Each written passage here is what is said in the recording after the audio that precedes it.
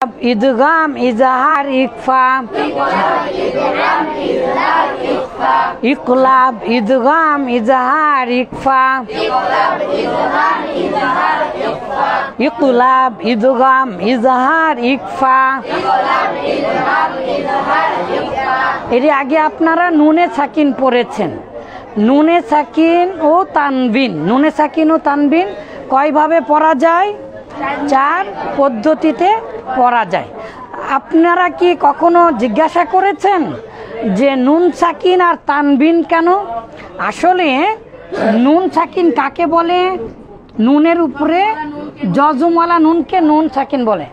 जिस हरफ पर जज़म हो उस हरफ को क्या कहते हैं? साकिन कहते हैं। साकिन माने होच्छे अक्षरेर उपरे जज़म, আর জজম মানে শুধু এই চিহ্নটা, পেশের মধ্যে ফাঁকা থাকে, জজমের মধ্যে ফাঁকা থাকে না। আবার এই রকম চিহ্ন দেখা যায়, তাই না? তাহলে এখন বলেছে নুনে সাকিন। কিসে সাকিন?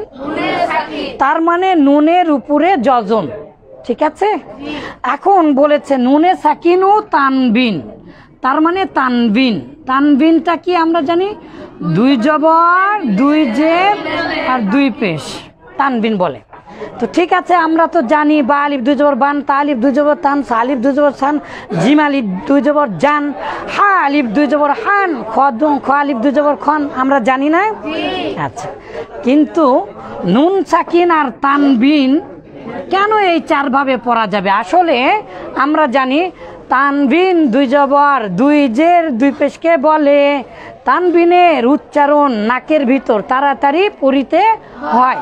তানবিনের মধ্যে নুন সাকিন লুকিয়া রয়। আসলে দেখেন এই তানবিনের মধ্যে নুন সাকিন কি থাকে? লুকিয়ে থাকে। যেমন বা আলিফ 2 জবর কি, আর বা নুন জবর কি হয়? একই উচ্চারণ না?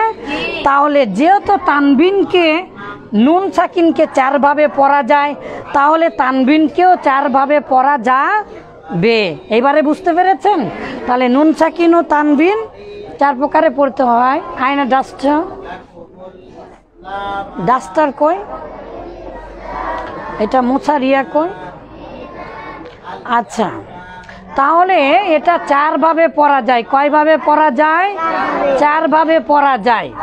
এখন আমার সাথে সাথে বলেন, ওই 26 বছর 27 বছর আগে শিখিয়েছে, আলহামদুলিল্লাহ আমাদের এখনো মনে আছে, সুর দিয়ে পড়িয়ে নিয়েছিল। তাহলে বলেন, খুব সহজভাবে আমি শেখাতে চাচ্ছি। আপনারা ছোট মানুষ তো, এই জন্য একটা কোরআন বের করে রাখেন আর একটা ইয়া বের করে রাখেন, সবাইকে ধরবো কিন্তু। তো ইকলাবের হরফ একটি বা, ইকলাবের হরফ কি? একটি বা, তাই না? ইদগামের হরফ 6টি, ইয়ারমা নুন, ইয়ার মিমলাম ওয়াউন। আচ্ছা, ইদগাম মানে মিলিয়ে পড়া, ইকলাব মানে কি? বদল করা। আগে আমরা অর্থটা জেনে নেই, তারপরে সুন্দর করে বলে দিব। যেভাবে মুখস্থ করেছি, যেভাবে লেখা আছে যে নুনে সাকিন অথবা তানবিনের পরে একটা যদি মুখস্থ করেন, তাহলে সবগুলো আপনারা একটা যদি মুখস্থ করেন তাহলে সবগুলো সহজেই পারবেন। সেটা কিভাবে? যেমন দেখেন, এই যে ঘর সাজিয়েছি না, এই ঘরগুলোতে নুনে সাকিন অথবা তানবিনের পরে ইকলাবের হরফ একটি বা হলে ছোট মিম দ্বারা বদল করতে হবে। আবার নুন সাকিন অথবা তানবিনের পরে ইদগামে বা গুন্নার মানে গুন্নাসা, ইয়া মিম ওয়াও নুন হলে গুন্না সহ পড়তে হবে। আবার নুন সাকিন অথবা তানবিনের পরে র লাম ঈদগামে বালা গুন্নার 2 হরফ হইতে যে কোনো একটি হরফ আসলে গুন্না ছাড়া পড়তে হবে। আর নুন সাকিন অথবা তানবিনের পরে হামজা, হা, আইন, হা, গইন, খ, এই 6টি হলে ইজহার হবে। মানে গুন্না ছাড়া স্পষ্ট করে পড়তে হবে। আর তাও সাও জিমো দালো জালো জ্যা সিনো সিনো শত দ ত ত জ খ ক ব কাপ এই 15টা অক্ষর যদি হয় তাহলে গোপন করে নাকের মধ্যে, কোথায়? নাকের মধ্যে গোপন করে পড়তে হয়। এটা হচ্ছে ইকফা। তাহলে ইকলাব মানে যে বদল করা, এই তানবিন অথবা নুন সাকিনের পরে এরকম ভাবে বা আসলো। কি আসলো? এই যে এদিকে তাকান। তাহলে ছোট মিম দ্বারা কি করতে হবে? ছোট মিম দ্বারা বদল করতে হবে। এই বাকে বদল করে আবার কি করতে হবে? গুন্নার সহিত মিলিয়া করতে হবে। তাহলে আমার সাথে সাথে বলেন, ইকলাব বদল করা ছোট মিমের সাথে, ইকলাব। ইকলাবের হরফ একটি বা, ইকলাবের হরফ একটি বা। নুনে সাকিন অথবা তানবিনের পরে, ইকলাবের হরফ একটি বা আসিলে ওই নুন সাকিন অথবা তানবিনকে ছোট্ট মিমের দ্বারা বদল করিয়া পড়িতে হয়, বদল করে পড়তে হয়। যেমন মিম বাদি, মিম বাদি, মিম বাদি, মিম বাদি। এখানে কি দেখতে পাচ্ছি আমরা? নুন সাকিন, মাশাআল্লাহ। তারপরে কি এসেছে? ছোট মিম কিন্তু নেই, কিন্তু এখন আমরা এখানে কার সাথে বদল করব? ছোট ছোট মিমের সাথে বদল করব। এই যে মিম বাদি, এই নুন সাকিনকে কার সাথে বদল করব? এই যে তাহলে কি হচ্ছে? মিম বাদি। বদল করে গুন্নার সাথে পড়তে হবে। কিসের সাথে? মিম বাদি। লায়ুম বাদান্না, লায়ুম বাদান্না, সামিউম বাসির, মিম বাসিন, মিম বাইনি সুলবি, মাম বাকিলা। তাহলে ছোট মিমটা কখন আসে? যখন নুন সাকিন অথবা তানবিনের পরে কি দেখতে পাই আমরা? বা দেখতে পাই। মাশাআল্লাহ।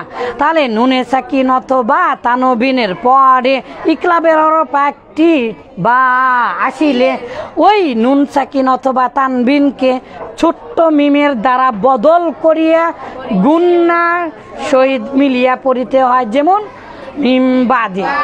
এই একই কথা সহজভাবে দেখেন। এই যে নুন সাকিন অথবা তানবিনের পরে যদি ইয়া মিম ওয়াও নুন আসে তাহলে গুন্না সহ মিলিয়া পড়তে হবে। কি সহ? আর যদি নুন সাকিন অথবা তানবিনের পরে র এর উপরে তাসদীদ থাকে আর মিমের লামের উপরে তাসদীদ থাকে, যদি এই যে নুন সাকিন অথবা তানবিনের পরে যদি আসে এগুলো হরফ, এখানেও আবার নুন সাকিন অথবা তানবিনের পরে যদি আসে এগুলো হরফ, তাহলে এই চারটা এলে গুন্না সহিত পড়তে হবে, আর এই দুটা এলে গুন্না ছাড়া পড়তে হবে। তাহলে এখন আমরা ঈদগাম বলবো। বলেন, ঈদগাম মিলিয়ে পড়া, ঈদগাম মিলিয়ে পড়া, ঈদগাম মিলিয়ে পড়া। ঈদগামের হরফ 6টি, ইয়ার মালুন। ঈদগামের হরফ 6টি, ইয়ার মালুন। আরেকটু আস্তে, পাশে ক্লাস হচ্ছে। ঈদগামের হরফ 6টি, ইয়ারমালুন, ইয়া র মিম লাম ওয়াও নুন। আব্বা জান, আপনার কি হয়েছে বাবা? আপনি জানেন না এগুলো, তাহলে পড়ছেন না কেন? ইয়া র মিম লাম ওয়াও নুন, ইয়ারমালুন, ইয়ারমালুন, ঈদগাম, ইয়ারমালুন, ঈদগাম 2 প্রকার, গুন্না 6, গুন্না ছাড়া, ঈদগামে বাগুন্না, ঈদগামে বেলা গুন্না, নুনে সাকিন অথবা তানবিনের পরে, ইয়া র মিম লাম ওয়াও নুন হলে, নুনে সাকিন অথবা তানবিনের পরে, ইয়া র মিম লাম ওয়াও, ইয়া মিম ওয়াও নুন হলে, গুন্না সহ মিলিয়া পড়তে হয়। তাহলে যদি আমি আগের ভাষায় বলি তাহলে কি হবে? আরেকটু বিস্তারিত যদি বলি তাহলে নুন সাকিন অথবা তানবিনের পরে ঈদগামে বা গুন্নার 4 হরফ হইতে যে কোনো একটি হরফ আসিলে ওই নুন সাকিন অথবা তানবিনকে গুন্নার সহিত মিলিয়া পড়িতে হয়। অনেক অনেক অনেক উদাহরণ আমরা দেখি, সেগুলো কই গেল? ঈদগামে দেখেন, মাইয়া ফালু, মাইয়া ফালু, মাইয়া ফালু, মাইয়া ফালু, মাইয়া ফালু। নুন সাকিনের পরে কি এসেছে? ইয়ার উপরে কি আছে? তাহলে মাইয়া ফালু। এখন এই নুনটাকে এই ইয়ার সাথে মিলিয়ে পড়তে হবে। কিসের সাথে? গুন্নার সাথে। মাশাআল্লাহ। তাহলে মাইয়া ফালু, মাইয়া ফাল। আচ্ছা, আবার দেখেন একটা মুহাম্মাদুর রাসূলুল্লাহ, মুহাম্মাদুর রাসূলুল্লাহ, মুহাম্মাদুন, তানবিনের পরে মুহাম্মাদুন। এই যে তানবিনের পরে কি এসেছে? র এসেছে। তাহলে এখন এটা মিলিয়ে পড়বো ঠিকও, কিন্তু গুন্না ছাড়া। মাশাআল্লাহ, মাশাআল্লাহ।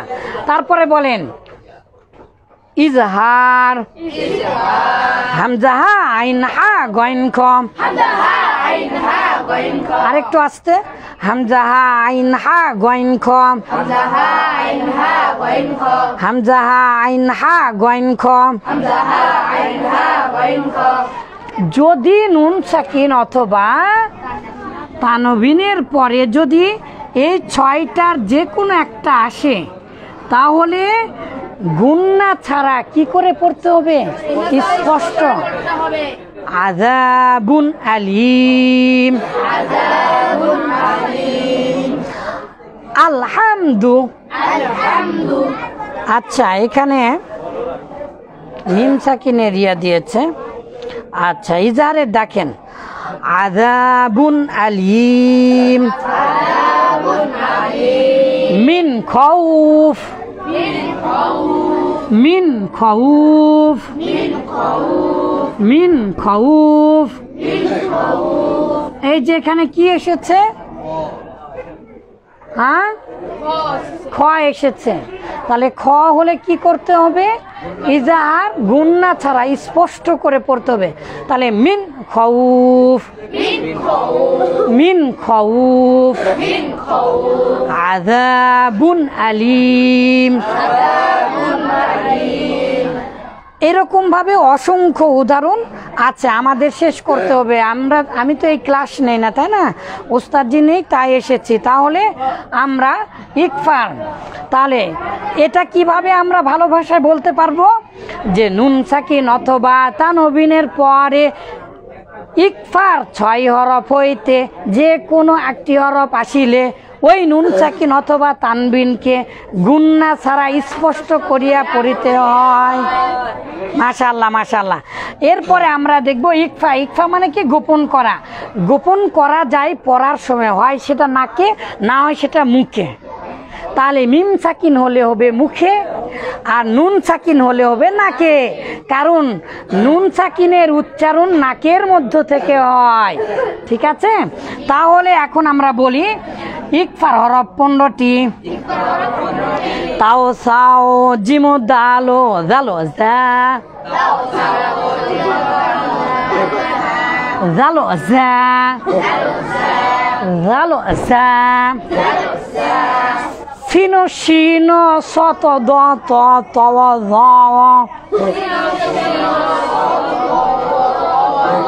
প জ ফাও কফ কাফ। এগুলো যদি নুন সাকিন অথবা তানবিনের পরে আসে তাহলে কি হবে? গুন্নার সহিত নাকের ভিতরে গোপন করতে হবে। গুন্না না কেমন ভাবে? নাকের ভিতরে। এটা দুভাবে হয়। আরব বিশ্বের মানুষেরা আইনুন জারিয়া আইনুন জারিয়া অল্প করে করে, আর আমাদের বাংলাদেশের মানুষেরা এবং পাকিস্তান বিশেষ করে ভারতেরা বলে আইনুন জারিয়া, একেবারে নাকের ভিতরে গোপন করে। তো নাকের ভিতরে গোপনটা দুভাবে হয়, আইনুন জারিয়া আইনুন জারিয়া। এইরকম ভাবে আমরা করে থাকি আমাদের বাংলাদেশে। কাসাজা রতিং তয়্যিবা সাবআং শিদাদা সাবআং শিদাদা। তাহলে আমরা বললাম নুন সাকিন, নুন সাকিনও যা, তানবিনও তা। নুন সাকিনের পরে যদি ইকলাবের হরফ আসে তাহলে ছোট মিম দ্বারা বদল করে গুন্নার সহিত মিলটা পড়তে হবে। আর ঈদগামের যদি 4 হরফ আসে ইয়া মিম ওয়াও নুন, তাহলে গুন্নার সাথে মিলিয়া পড়তে হবে। আর যদি রলাম আসে তাহলে মিলিয়া পড়তে হবে গুন্না ছাড়া। আর ইজহার যদি আসে তাহলে গুন্না ছাড়া একদম স্পষ্ট করে পড়তে হয়। ইকফা যদি আসে তাহলে নাকের ভিতরে গোপন করিয়া পড়তে হয়। মাশাআল্লাহ মাশাআল্লাহ। আল্লাহ আপনাদেরকে সাহায্য করুন। এবারে কোরআন থেকে দেখেন।